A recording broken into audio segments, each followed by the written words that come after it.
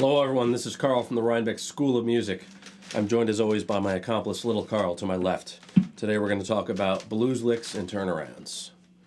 Those of you who've watched previous videos have seen us focusing on the key of G. We'll do the same in this video. To start with, you'll need to learn your blues scale in the 5 positions. We'll start in the first position, starting with G, B flat, C, D flat, D, F, and G. And that repeats up through all the 5 positions.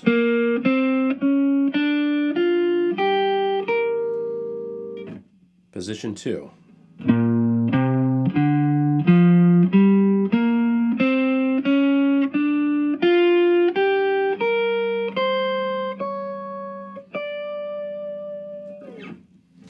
Position 3.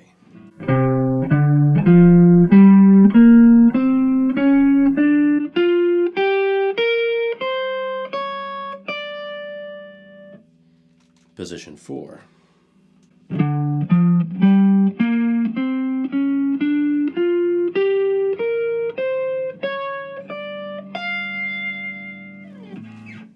And position 5.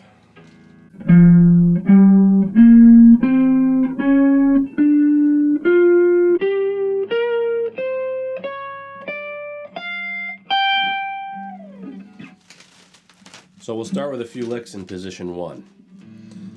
Some of you have some basic soloing knowledge already, may know that you can bend certain notes.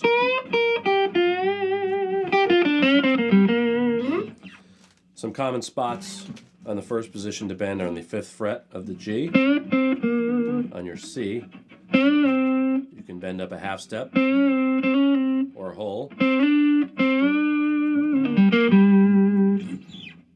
So we'll start with a couple of phrases.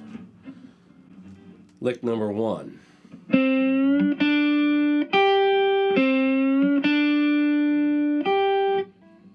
We're going to bend the C again, and we're going to bar with our first finger on the B string, 3rd fret, and E string, 3rd fret.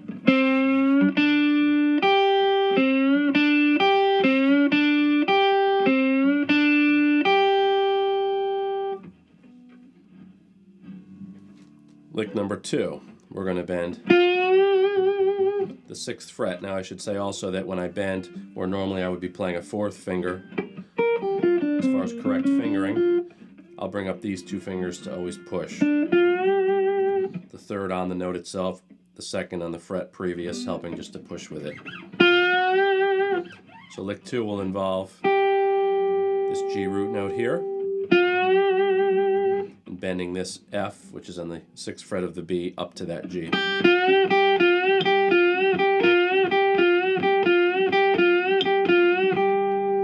When you're improvising, you want to think about your roots as possible ending points to resolve your passages.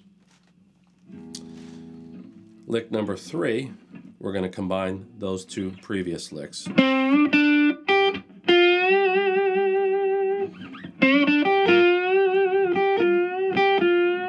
These can be changed and moved around and repeated as many times as you want.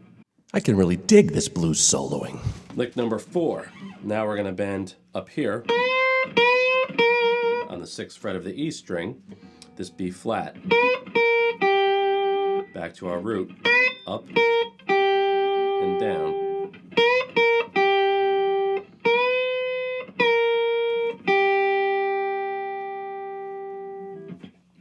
The next lick, we're going to combine the first lick and the last.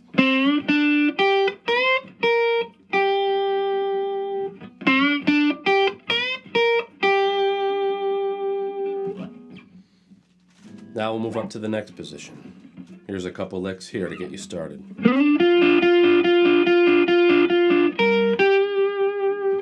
Now I'm playing the 7th fret on my G, which is a D note, and an F, which is the 6th fret of the B, together. And you could slide into them, you could play them back and forth. You can double them up. And then I can come up to the 6th fret here on the E, to the 8th on the B for my root G, which is over here. As you play through the other positions, be aware of where your roots are as ending points.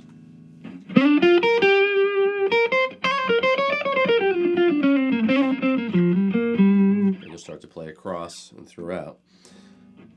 Another lick up in the second position. Think Albert King.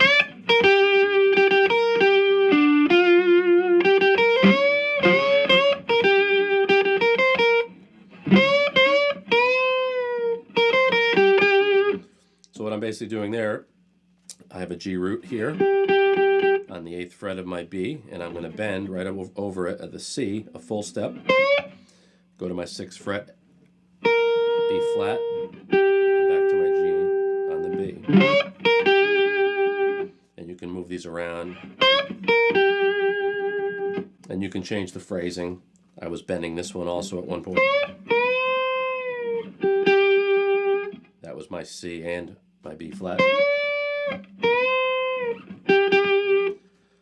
Basically, you can bend up to any note as long as you're going to another note in the same scale. So some spots are easier and more of go-to areas than others. But you can find them all over.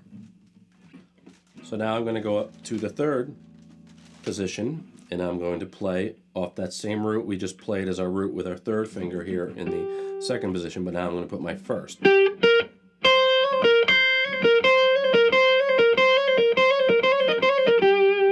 So that now involves my root, my B flat, my 4th, and my flat 5th, sort of flirting with each other there with a hammer pull-off. Boy, you need some new material. Sorry. So I'm using my 1st, hammering, pulling off, playing my 4th, and then my root. Now the picking direction is also important because I'm going to play down for that and up. And then I can sort of trill those around as many times as I want.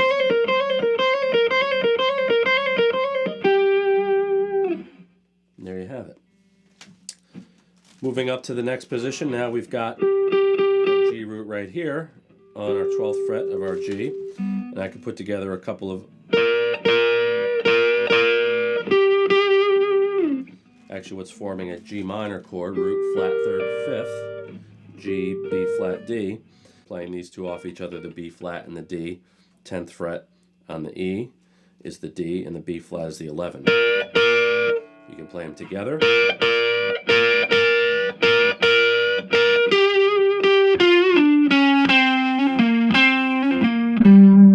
And there's that same trill down here that we just did an octave higher. Starting on the 12th fret to 10 on the G, I've got a little blues scale right here. Then I can do that same 4th to flat 5th. It's my flat 3rd over here, down, up, picking as before. So now we'll move in to our final position for a couple licks. Up here on the 12th fret, we're going to come up now from this root note again. And there's our blues scale. So now we're going to do another double stop, meaning 2 notes together here.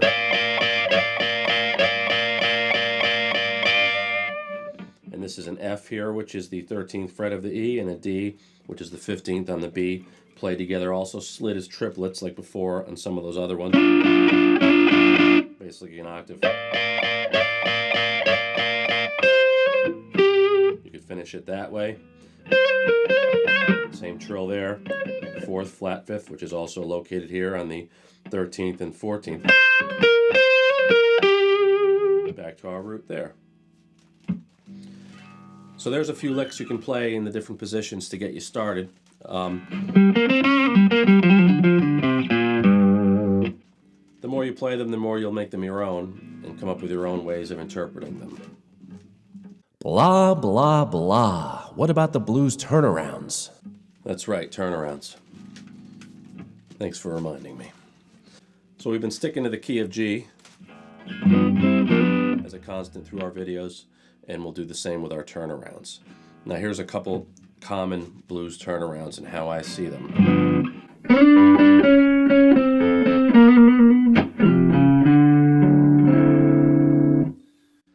So this one we're going to actually start with a double stop. I always think of it as the fret above where my pentatonic first position stops, meaning my fourth finger is here. I know that I start that lick one fret above it. That way if I'm in any key, I can quickly jump right to it.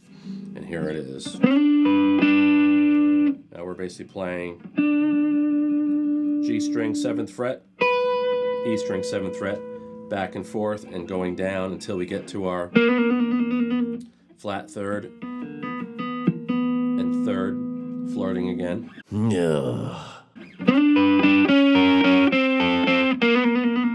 Up to my 5 chord, the D. You can play a 7, you can play a 9, you can play an augmented. Another cool turnaround that you can do involves going up the B string and holding the root on my 3rd fret of my E.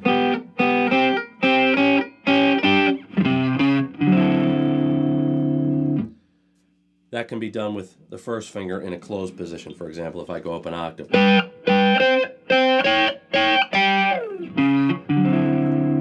then up to my 5 chord again. So all I'm doing now is I'm playing the G, which is the 3rd fret of the E string, the open B, 1st fret with that same G on top, same with the 2nd fret, C sharp, and then D. Another one we can do, also holding our G.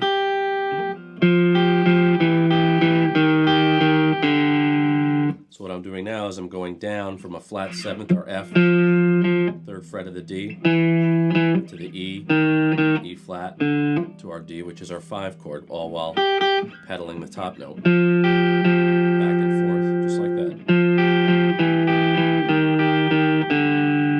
And then the same. There's different ways you can do it. Half step. And these are all movable to different keys. I think I'm starting to feel some mojo.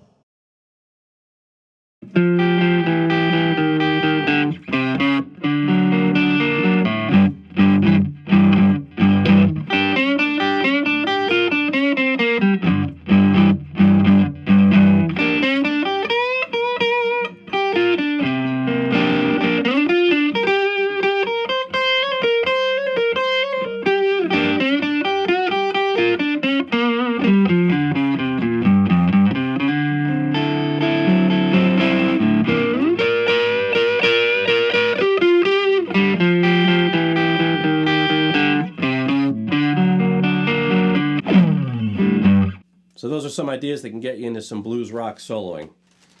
Hope you enjoyed today's video. This is Carl from the Rhinebeck School of Music coming at you with Little Carl. We'll see you again soon.